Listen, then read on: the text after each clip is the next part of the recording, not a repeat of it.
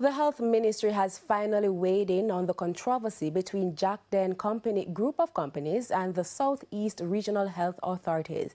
The company, which provides janitorial services for the Spanish Town Hospital, withdrew its service last week over a dispute surrounding its contractual agreement. As we hear in this report from Kelisha Williams, the company has now signed the contract and normal operations will resume soon.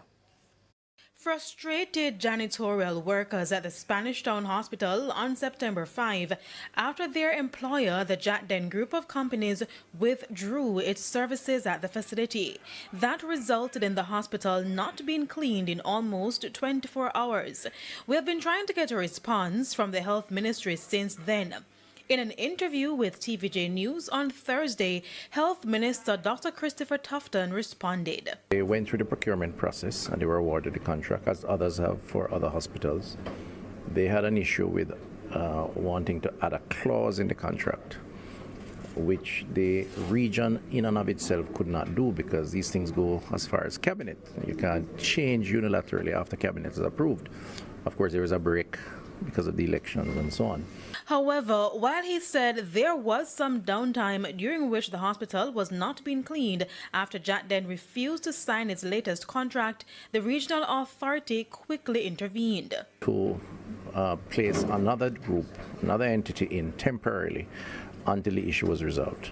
That process led to some disruption and some discussions and arguments.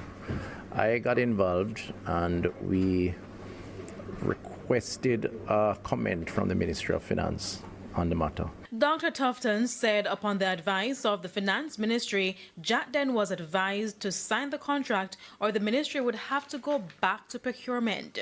Corporate Secretary for Jacden, Answered Williams, told TVJ News that the contract was signed on Thursday. However, it's regrettable that this impasse reached this stage that it reached.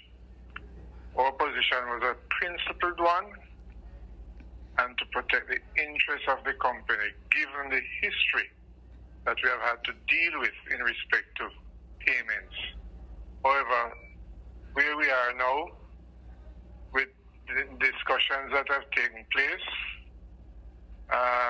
we expect that we can move forward. Mr. Williams also clarified that workers have been and will continue to be paid for their services at the facility as they were still instructed to turn up for work during the downtime. And normal cleaning operations should resume at the hospital soon.